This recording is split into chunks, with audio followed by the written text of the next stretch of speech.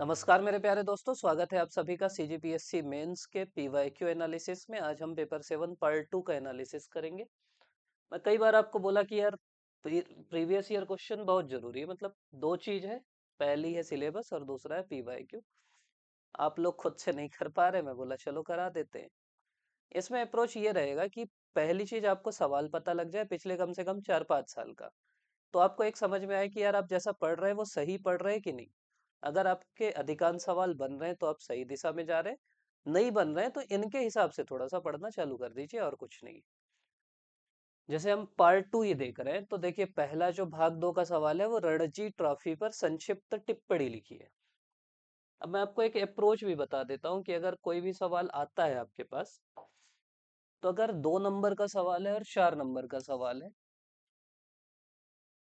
तो आपको कोई इंट्रो कंक्लूजन लिखने की जरूरत नहीं है। जो पूछा है डायरेक्ट उत्तर लिखना है, सीधी सी बात।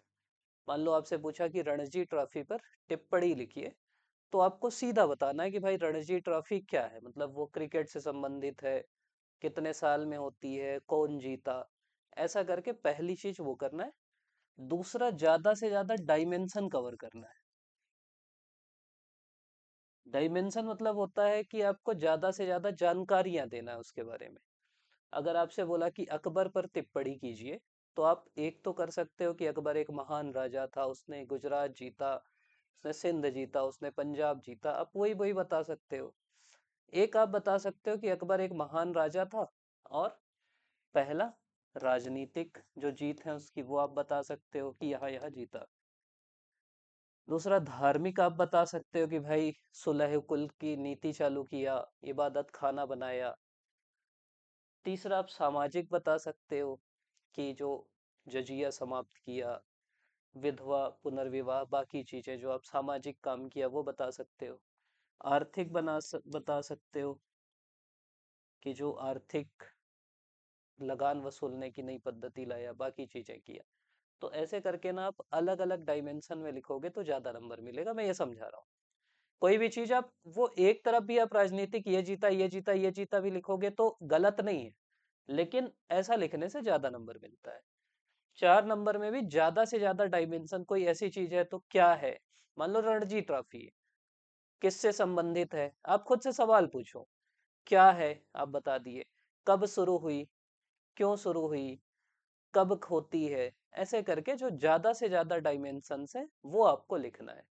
और पॉइंट वाइज अगर आपको पता है तो पॉइंट वाइज लिखिए, सीधा सीधा 4 पॉइंट लिख दो। आप ऐसा चाहो तो ऐसा खींच सकते हो, या 1, 2, 3, 4 ऐसा करके 4-5 पॉइंट लिख दो।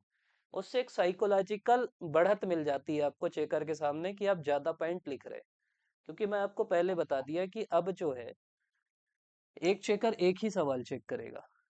और जब वो एक ही सवाल चेक करेगा तो मान लीजिए, पहले मैं लिखा, मेरी कॉपी चेक किया और मैं उसको 1-2 अकबर के बारे में ही, मैं राजनीतिक विजय, सामाजिक नीति, धार्मिक नीति, आर्थिक, ऐसा करके 4 पॉइंट लिख दिया।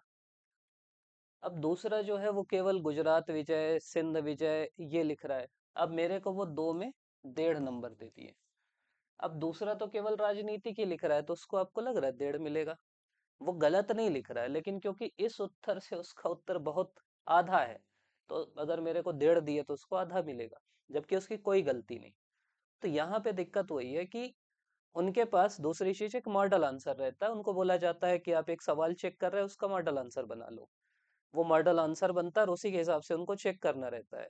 तो जो मॉडल आंसर बनाएगा वो तो सभी चीजें लिखेगा, फिर उसी हिसाब से मार्किंग होगी। और मॉडल आंसर में ये नहीं लिखे रहेगा ना, इंट्रो थोड़ी लिखे रहेगा कि अकबर महान राजा था, खूब अच्छा था, खूब बढ़िया था, या कंक्लूजन नहीं रहेगी। तो 2 और 4 में जो पूछा है सीधा लिख देना है। 8 में थोड़ा सा आप इंट्रो दे सकते हो, थोड़ा सा अगर डायग्राम फ्लो चार्ट की जरूरत है बना सकते हो। 10 में कर सकते हो, 15 में कर सकते हो। लेकिन दूसरी चीज जो पूछा है वही लिखना है। क्योंकि फिर से मैं बोल रहा हूँ, उनके पास मॉडल आंसर है। मॉडल आंसर से इधर उधर की चीजें आप लिखोगे तो आपको नंबर नहीं मिलेगा। तो जो पूछा है वही लिखना है। तीसरी चीज, नहीं पता तो भी लिखना है। ये मैं मेंस में हर बार बोलता हूँ, जो लिखते हैं यार नंबर मिलता है उनको। पहले एक दिक्कत ये होती थी कि जैसे मान लो पहले ही सवाल रणजी ट्रॉफी, आपको इसके बारे में नहीं पता, तो आप क्या करते थे, आपको ये लगता था कि यार मैं कुछ भी लिख दूंगा, फिर वो दूसरा सवाल पढ़ेगा तो समझ जाएगा कि ये कुछ भी लिख रहा है, दूसरे सवाल में कम नंबर मिलेगा। अब फायदा ये है कि रणजी ट्रॉफी वाला सवाल एक ही चेकर चेक कर रहा है, दूसरा सवाल दूसरा चेकर चेक कर रहा है, तो ऐसा कोई आपका मिक्स तो हो नहीं रहा है।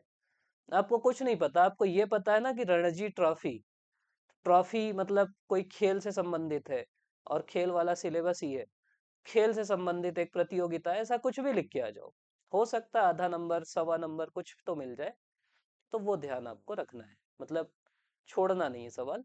राइटिंग में भी बहुत वो नहीं करना है कि पहला सवाल है तो अच्छी राइटिंग बनाना है, क्योंकि उनके पास तो एक ही सवाल जा रहा है ना, उनको थोड़ी पता आपकी राइटिंग कैसी है। तो वो भी कोई दिक्कत नहीं है।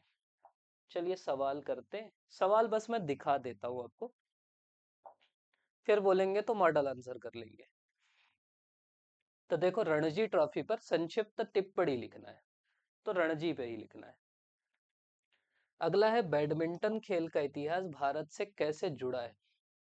अब पिछले साल का आप सवाल देखोगे ना, तो ये एक ट्रेंड मिलेगा आपको कि वो खेल के इतिहास के बारे में पूछ रहा है, आगे आपको और मिलेंगे। तो आपको हर खेल के इतिहास के बारे में थोड़ा सा जानना है, इंडिया का बैकग्राउंड और दुनिया का बैकग्राउंड। फिर सार्क द्वारा स्थापित विश्वविद्यालय का नाम बताइए और उस पर संक्षिप्त टीप लिखिए। आपको चलो इसके बारे में कुछ नहीं पता, ठीक, कुछ नहीं पता, लेकिन आप ये भी तो सोच सकते हो ना कि यार खुद ही बता रहा है सार्क देशों द्वारा स्थापित विश्वविद्यालय, हो सकता है इसका नाम सार्क विश्वविद्यालय ही हो, और वही है, तो नाम आप बता दो, मतलब ऐसा सोच लेना है। और संक्षिप्त टीप लिखना है, तो कोई भी विश्वविद्यालय, उसका नाम क्या, काम क्या होगा, कोई भी यूनिवर्सिटी वो क्या करेगी, वहां बच्चे पढ़ाई करते हैं, शोध करते हैं, सार्क देशों के बारे में शोध करेंगे अगर सार्क देशों द्वारा स्थापित विश्वविद्यालय तो ऐसे आपको आपको नहीं भी पता ना तो भी इन 3 सवालों में अगर आप आधा आधा करके एक नंबर भी जोड़ लिए ना, तो बहुत बड़ी चीज हो जाएगी, दूसरा जीरो लाएगा। संयुक्त राष्ट्र चार्टर के अनुच्छेद 2 में कौन कौन से सिद्धांत बताए गए। अब ये स्पेसिफिक सवाल है, लेकिन आपको ये भी पता रहना चाहिए कि अब चार्टर से थोड़े सवाल पूछ रहे हैं, खासकर यूएन के, तो जो इम्पोर्टेंट उसके प्रावधान है वो आप कर सकते हो। और कुछ नहीं तो आपको संयुक्त राष्ट्र के उद्देश्य पता है ना, संयुक्त राष्ट्र का उद्देश्य क्या है, अंतरराष्ट्रीय शांति, तो उस टाइप का कुछ लिख के आ जाओ। अभी मैं आपके जैसे सोच रहा हूँ, फिर मैं आपको सही उत्तर भी बता दूंगा। अभी मैं ये बता रहा हूँ कि आपके सामने ये सवाल आता तो आपको सोचना कैसे है? आपको संयुक्त राष्ट्र के बारे में पता है कि वो शांति स्थापना के लिए बना है, तो भाई अनुच्छेद 2 में हो सकता है वही सिद्धांत हो। भारतीय खेल प्राधिकरण के बारे में आप क्या समझते हैं। फिर ना जो ऐसे सवाल हैं उसमें इंग्लिश में भी पढ़ लेना। What do you understand by sport authority of India. अब भाई भारतीय खेल प्राधिकरण या स्पोर्ट्स अथॉरिटी, साई बोलते हैं इसको, ये क्या करेगा बताओ ना। खेल के लिए काम करेगा, खिलाड़ियों को प्रशिक्षण देगा, खिलाड़ियों को ट्रेनिंग देगा, बाकी चीजें करेगा, भारत में खेल का वातावरण बनाएगा, खेल संस्कृति बनाएगा, तो उस टाइप का कुछ लिख सकते हैं। नीरज चोपड़ा का खेल के क्षेत्र में योगदान पर संक्षिप्त टीप लिखिए। अब नीरज चोपड़ा के बारे में आपको पता है कि ओलंपिक विजेता है, किस खेल के हैं ये पता है, तो मैं ये सलाह दूंगा कि थोड़ा सा ना सब हेडिंग बना के, अगर आपको पता है तो सब हेडिंग बना बना के, कि खेल, तो मान लो भाला फेंक, ठीक, और उसके बाद योगदान, मतलब वो फिर ओलंपिक वाला ही पकड़ेंगे। तो जैसे पिछला मैं कापी आपको दिखाया भी था, वो लिख दिए कि इस ओलंपिक में, अगर आपको नहीं पता यार, एग्जैक्ट नहीं पता कि किस ओलंपिक में, तो फिर गलत बिल्कुल मत लिखो, आप केवल ओलंपिक में स्वर्ण पदक लिख दो ना, ऐसा आपको करना है। मतलब बिल्कुल फैक्चुअली रॉन्ग चीज नहीं लिखना है, क्योंकि उनके पास तो है ना मॉडल आंसर इसका। फिर ये वाला है, सेमिकॉन इंडिया 2024 और अंतरराष्ट्रीय प्रौद्योगिकी सुरक्षा और नवाचार कोष के बारे में संक्षिप्त टिप्पणी लिखिए। अब ऐसे सवाल आए तो आप ये मानो कि इसके बारे में भी लिखना है और इसके बारे में लिखना है, मतलब 2 नंबर का ये है, 2 नंबर का ये। अब सेमिकॉन से क्या समझते हो, वो आप कुछ सोच सकते हो, सेमीकंडक्टर हो सकता है। दूसरा जैसे इससे तो पकड़ ही लोगे ना, international technology security and innovation fund, मतलब इंटरनेशनल, अंतरराष्ट्रीय प्रौद्योगिकी सुरक्षा, और नवाचार के लिए जो कोष बना है वो ये तो बता दो कि प्रौद्योगिकी की सुरक्षा के लिए है, नवाचार के लिए, ऐसा कुछ भी कर दो। अगला है भारत में कबड्डी का इतिहास क्या है। मैं बोला ना कि इतिहास पूछ रहा है खेलों का, तो आपको पढ़ के जाना है। और नहीं भी पता तो थोड़ा बहुत बता दो कि यार वैदिक काल में भी कबड्डी खेलते थे, ये समय भी खेलते थे, अंग्रेजों के समय भी खेलते थे।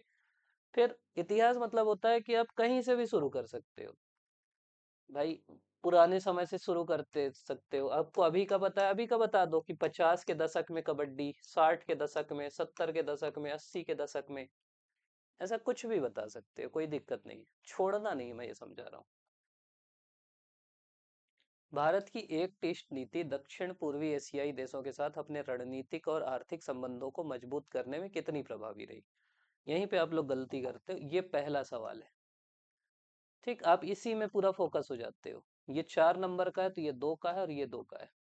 एक टेस्ट नीति दक्षिण एशियाई देशों के साथ रणनीतिक और आर्थिक संबंधों को मजबूत करने में कितनी प्रभावी रही।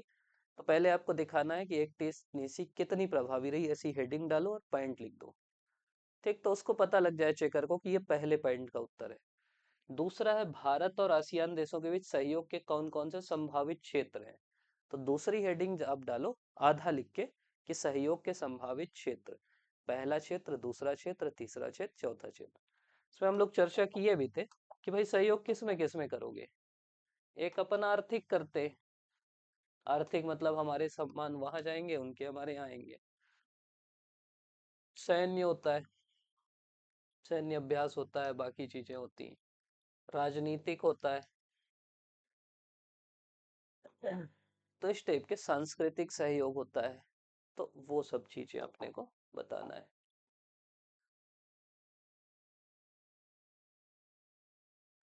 विश्व और भारत में हॉकी के ऐतिहासिक विकास को लिखिए। अब देखो हॉकी के ऐतिहासिक विकास, और 2 सवाल है, एक है विश्व और दूसरा है भारत। तो पहले आप विश्व में बता दो और उसके बाद भारत में बता दो। भारत बांग्लादेश संबंधों में मौजूदा चुनौतियां क्या है। फिर समझ में आ गया, ये 4 नंबर का और ये 4 नंबर का है। ये दिखाने का उद्देश्य मेरा यही है कि आप ऐसे सोचने लगो। चुनौतियां क्या है, तो पहले आप चुनौतियां करके हेडिंग डालोगे और चुनौतियां लिखोगे, पहली, दूसरी, तीसरी, चौथी। फिर समाधान करके हेडिंग डालोगे और इन्हीं चुनौतियों से क्या क्या समाधान कर सकते हैं वो लिखोगे।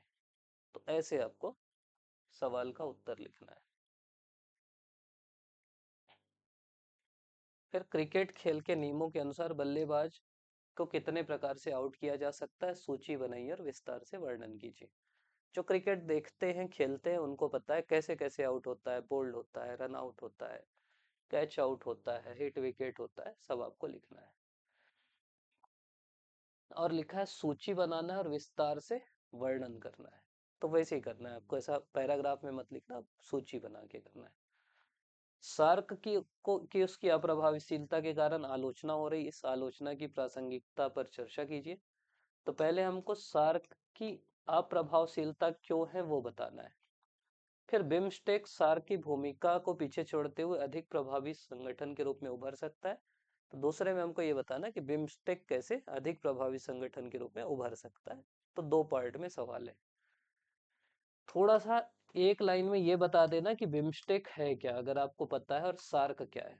उससे चेकर को ये पता लग जाएगा कि इसको पता है, क्योंकि ऐसे बहुत सारे होंगे जिनको बिम्स्टेक का मतलब नहीं पता होगा तो भी उत्तर लिखते होंगे। तो अगर आपको पता है तो डिफरेंशिएट कर देना कि भाई मेरे को पता है कि बिम्स्टेक मतलब ये होता है।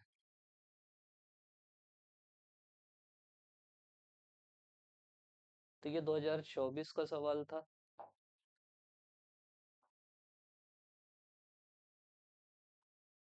फिर अपन आ गए 23 में।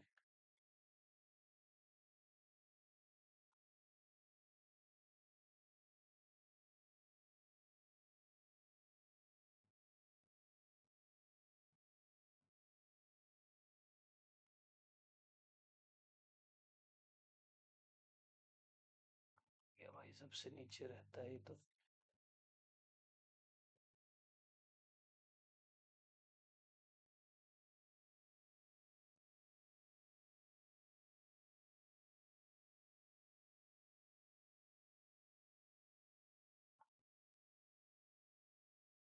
अभी मैं भी नहीं सीख पाया हूँ अच्छे से।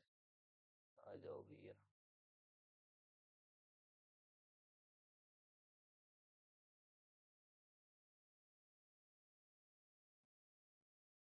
तो हम पहुंच गए 2023 के पेपर 7 में।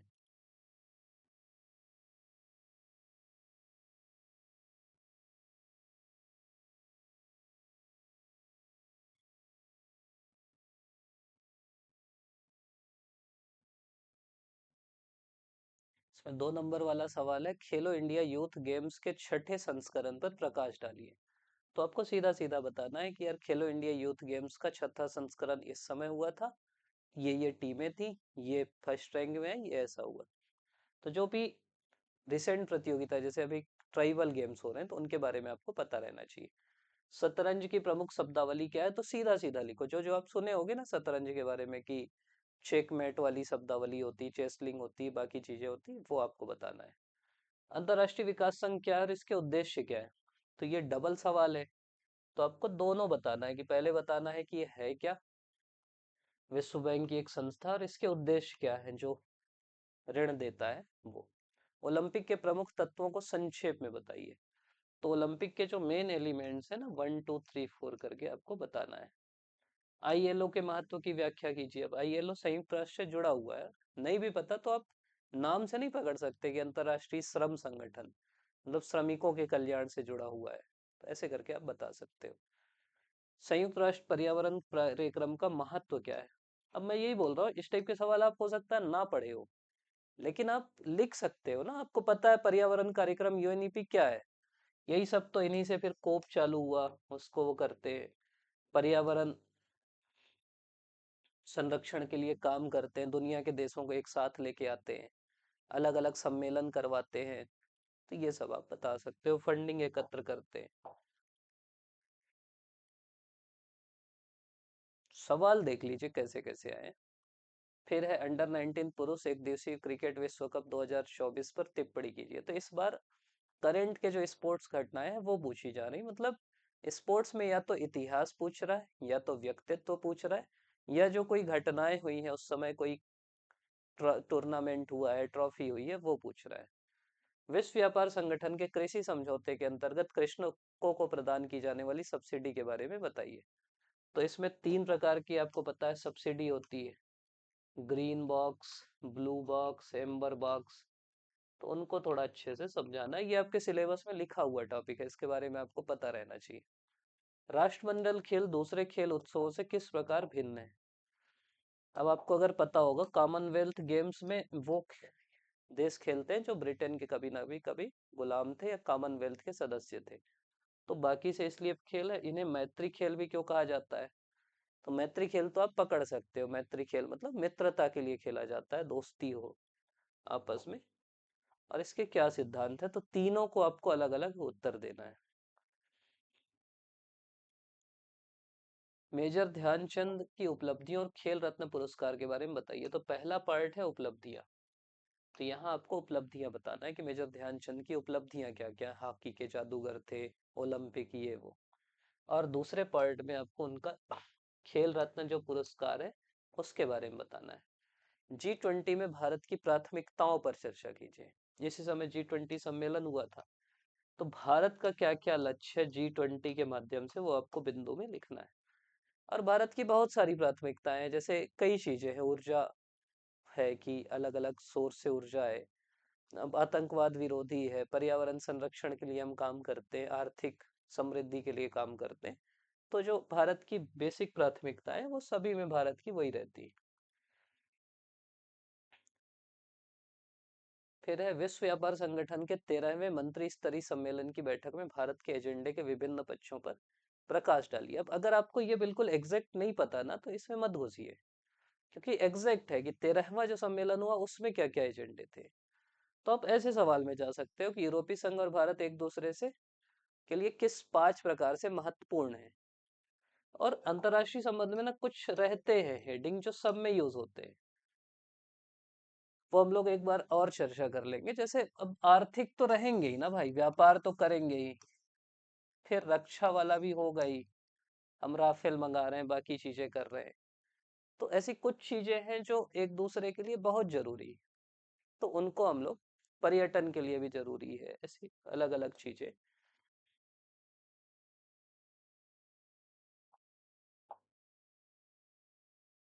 इसमें आपको कोशिश ये करना है कि हर सवाल को पहली चीज अटेम्प्ट करना है, छोड़ना नहीं है।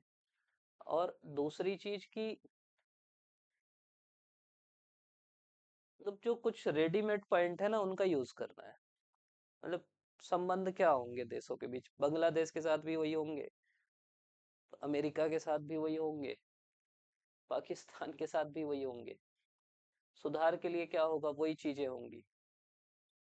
तो वो आपको एक पता, जो कॉमन चीजें हैं ना वो ध्यान रखिएगा। अब ये हमारा से 1 साल पहले 22 वाला सवाल है। इसमें है अंतर्राष्ट्रीय मुद्रा कोष के वर्तमान सदस्य राष्ट्र और इसके कार्य बताइए। तो देखो इसमें क्या करना है कि वर्तमान सदस्य राष्ट्र मतलब संख्या एक तो पूछ रहा है कितने हैं, तो अगर आपको पता है लिख दो।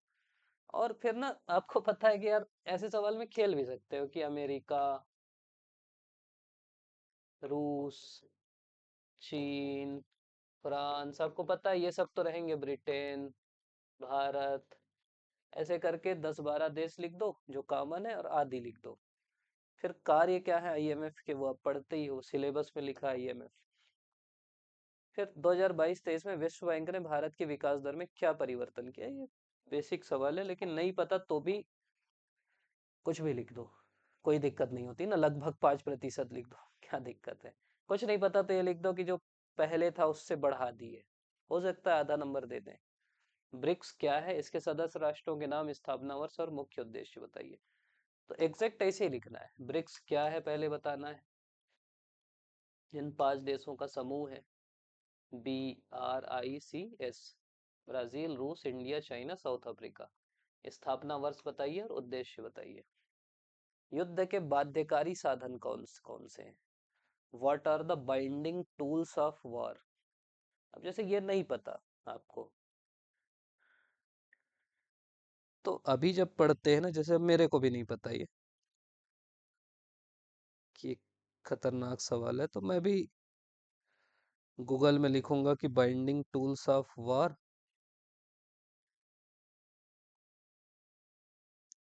इसमें है डिस्टिंक्शन, प्रोपोर्शनलिटी। मतलब इसमें क्या है कि एक तो आपको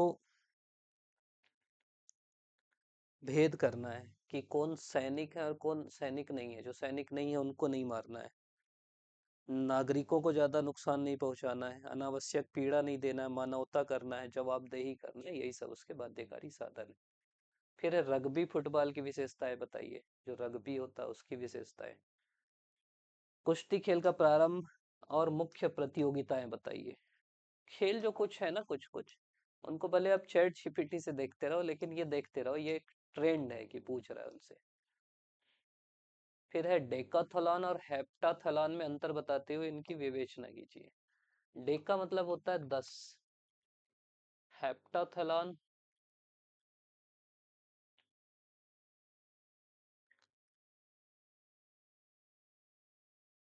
डेकाथलॉन और हेप्टाथलॉन में अंतर बताते हुए इनकी विवेचना कीजिए।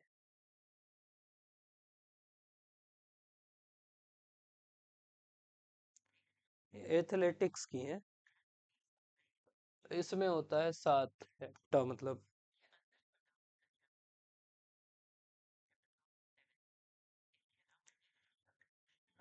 इसमें 10 स्पर्धा होती है, इसमें 7 होती है, जनरली पुरुष के लिए, महिलाओं के लिए, ओलंपिक में होती है, उससे आया सवाल।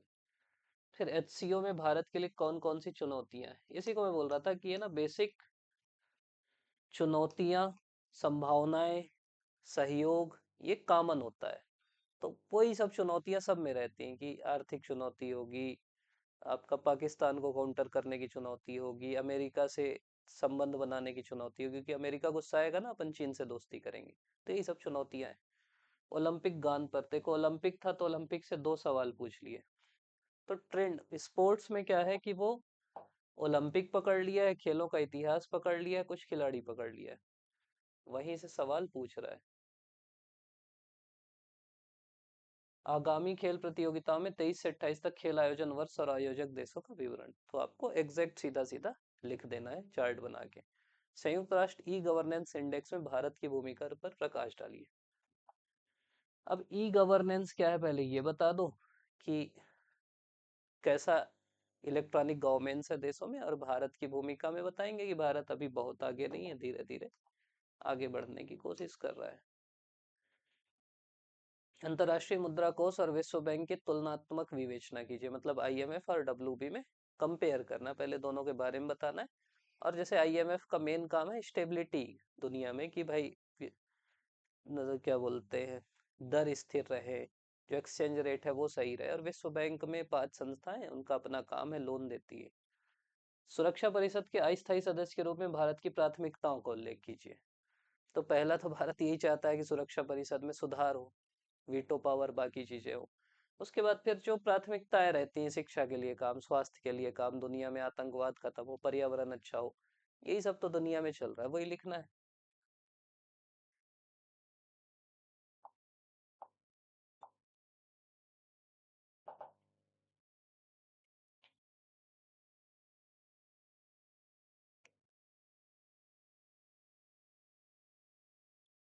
फिर ये सवाल है 2021 वाला।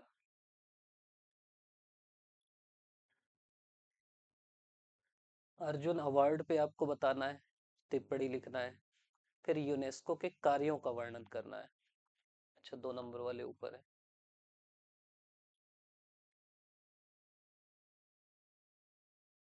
संयुक्त राष्ट्र सुरक्षा परिषद में अस्थायी सदस्यों की क्या भूमिका है। देखो, अगले सवाल साल पूछ लिया कि भारत की क्या भूमिका है, तो आपको बताना है कि सुरक्षा परिषद में 5 स्थायी होते हैं, 10 अस्थायी रहते हैं, इनके पास वीटो नहीं रहता।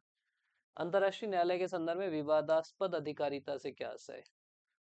तो इनकी जो विवादास्पद अधिकारिता है उसके बारे में बताना है। शीतकालीन ओलंपिक खेल पर एक टीप लिखिए। तो ओलंपिक एक हॉट टॉपिक है जो आपको पता रहना चाहिए। और खेलों में आप देखोगे क्रिकेट से ज्यादा पूछ रहा है, हॉकी पकड़ रहा है, फिर फुटबॉल से पूछा है, और उसके बाद फिर भारतीय खेल जो है कबड्डी, चेस, इनसे थोड़ा बहुत। हॉकी में पेनल्टी शूट आउट क्या होता है। आईएमएफ पर एक टिप्पणी लिखी है। तो आईएमएफ के बारे में हमको बताना है कि इस समय बना, ये सदस्य, इतने सदस्य हैं, और ये इसका काम है। वैश्विक व्यापार अधिनियम प्रणाली से आप क्या समझते हैं। Global system of trade preference से हम क्या समझते हैं।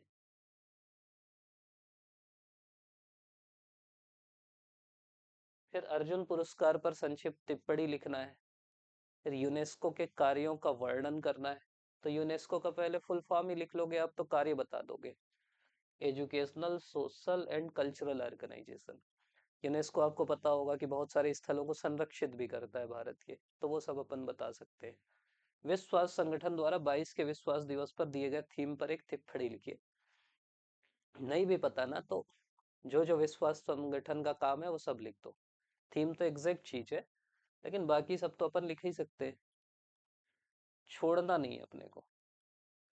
मौजूदा भू राजनीतिक परिदृश्य में ब्रिक्स के महत्व पर प्रकाश डालिए। देखो, ब्रिक्स इंपॉर्टेंट चीज है, तो उससे बार बार सवाल आ रहा है।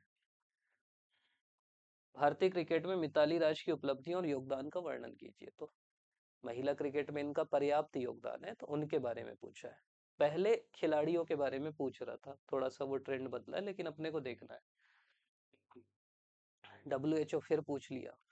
तो कुछ इनके हॉट टॉपिक हैं, ब्रिक्स है, डब्ल्यू है, यूएन है, आईएमएफ है, वर्ल्ड बैंक है, उनको अपने को अच्छे से देखना है।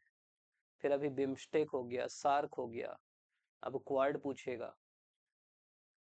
तो फिर क्वाड क्या है, विश्व की सुरक्षा चुनौतियों को हल करने में शक्तिशाली देशों में संतुलन बनाए रखने में इसकी क्या भूमिका है। तो 2 सवाल है, तो दोनों का हल करना है। ये 5 नंबर का और ये 5 नंबर का है, तो दोनों को आपको बताना है कि हल करने में, विश्व की सुरक्षा चुनौतियों को हल करने में और शक्तिशाली देशों में संतुलन बनाए रखने में इसकी भूमिका क्या है। भले आप उत्तर वही लिखो, लेकिन ना दिखा के लिखो कि भाई मैं जो पूछा है उसका उत्तर दे रहा हूँ। हेडिंग डाल दो कि मैं इसका उत्तर दे रहा हूँ, तो उससे चेकर को लगता है नहीं, उत्तर तो इसी का दिया है करके।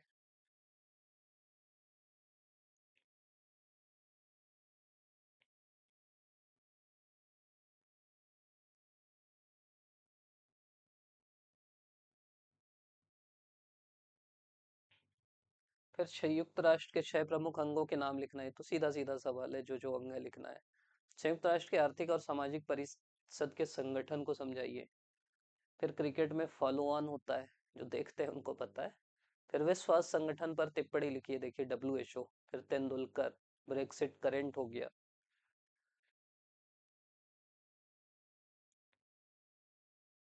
फिर द्रोणाचार्य पुरस्कार की विवेचना कीजिए। सुरक्षा परिषद में निषेधाधिकार के स्वरूप का परीक्षण कीजिए। वीटो पावर जो होता है ना, कि 5 जो स्थायी सदस्य उनके पास रहता है, वो। पंचशील के सिद्धांत, जो 5 सिद्धांत हैं कि एक दूसरे के ऊपर अटैक नहीं करेंगे, एक दूसरे के आंतरिक मामलों में हस्तक्षेप नहीं करेंगे, वो बताना है। विश्व स्वास्थ्य संगठन, तो मैं बार बार बोल रहा हूँ कि कुछ हार्ड टॉपिक है जिनसे घुमा घुमा के हर बार सवाल पूछ रहा है। संरचना और कार्य, और विश्व स्वास्थ्य संगठन सिलेबस में लिखा है, सार्क सिलेबस में लिखा है, ब्रिक्स सिलेबस में लिखा है, इसलिए इनसे पूछ रहा है। फिर वाइड बॉल की विवेचना कीजिए। तो आप लोग जो क्रिकेट देखते भी हो ना, आपको लगता है कि यार वाइड बॉल तो सीधी सीधी है ना, कि जो पीछे से चल दे या सामने से इतने दूर से चल दे वो वाइड बॉल है। लेकिन आपको पूरा समझाना है बढ़िया से, कि भाई ऐसे ये होता है, बल्लेबाज खड़ा रहता है, क्योंकि 8 नंबर लिखना है ना।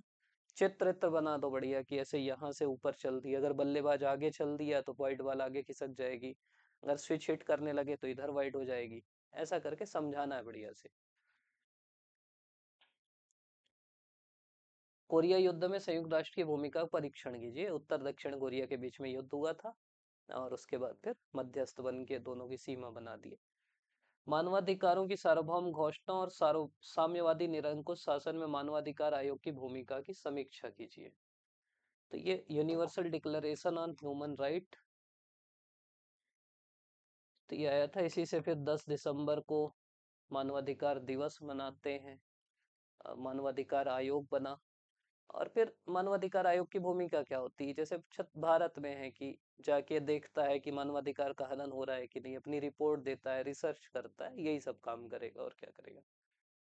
तो ये आपका बेसिकली प्रीवियस ईयर क्वेश्चन थे, और सवाल है, लेकिन मैं बोला कि ये इससे आपको एक ट्रेंड समझ में आ जाएगा, पिछले 4-5 साल के सवाल हैं तो कैसे सवाल आ रहे हैं, इनके हिसाब से आपको पढ़ना है। मतलब ये सवाल देख के आपको पता लग जाएगा कि कुछ टॉपिक है उनको अच्छे से पढ़ना है, बहुत ज्यादा घुसने की जरूरत नहीं है। मतलब अगर मैं ऐसे बेसिक बोलूं तो जो खेल है, पहली चीज अब पिछले साल का देखोगे तो एक इतिहास में चल दो,